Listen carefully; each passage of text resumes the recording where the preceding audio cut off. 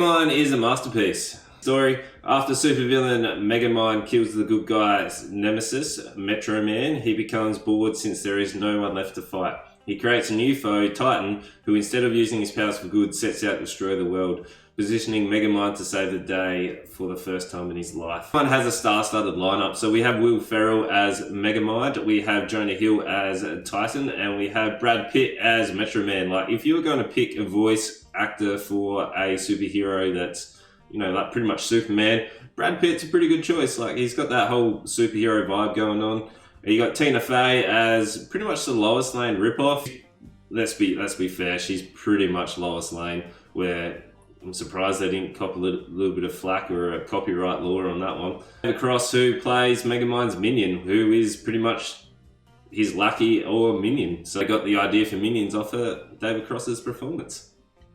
So DreamWorks has done a fantastic job, and I think this movie actually does get underlooked a lot, where it's a fantastic ride throughout, and we're actually presented with, it's kind of like, it's a parody as well as a fantastic story all melded into one. So we're presented with Megamind, where it's all about his story and his perception, where he gets a little bit of the rough end of the stick, where Metro Man gets shot off of his world is ending at the same time. They hold Superman, put a baby in a capsule and send it off to Earth, where he looks like he's going to have a nice ride, and Metro Man comes in. Like, I like the dynamic of how they started their rivalry, just as Megamind's performance, and he's just really scraping everything together.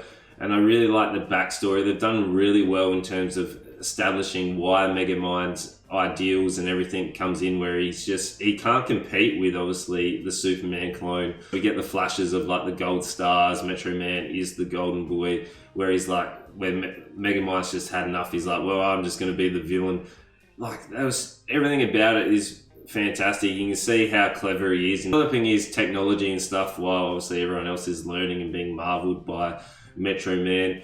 This in a superhero film where the villain actually does win and beats the hero, where he's like, now he doesn't have a life purpose, where he goes on that montage run of just doing whatever he wants. Like, everything about it was stylish, it's well edited, but then we're like, okay, what does he do? Like, this hasn't actually happened in a superhero film before, where the villains won but they don't know what to do with themselves, so he creates Titan. So we are establishing obviously that new dynamic for that rivalry, where Titan was meant to be the superhero, where they've gone with it in terms of Titan was always overlooked, but all of a sudden now he's got powers, so he becomes the villain and does whatever he likes, where it forces Megamind to become the hero.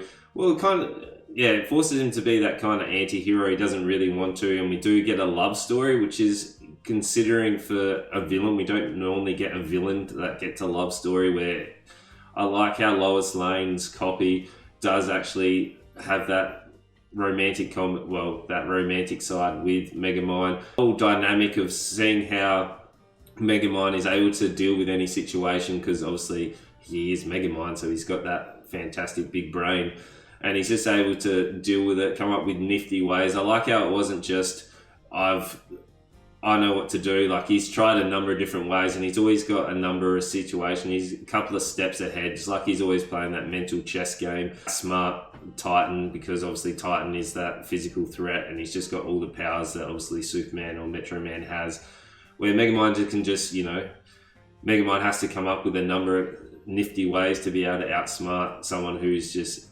outperforms him in the physical side.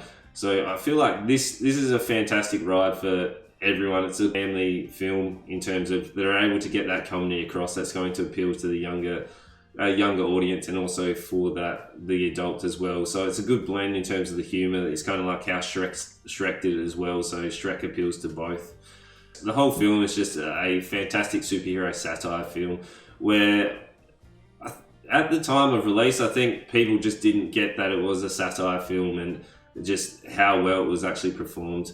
But for me, it's a fantastic film. If you haven't seen it, definitely go and see it. Or if you haven't watched it in a long time, go back and watch it, and you'll really appreciate it. It's a fantastic 4 out of 5 stars from me. Fantastic film. Everything about it. It's very hard to really pick it apart, but there were a couple of scenes. It probably runs for about 5-10 minutes too long, where they could have wrapped it up probably a little bit earlier, but it has a nice little dance scene at the end, and obviously things get tied up nicely, but everything about it is stylish, and yeah, you know what to do. Make sure you like, comment, subscribe, and to your friends.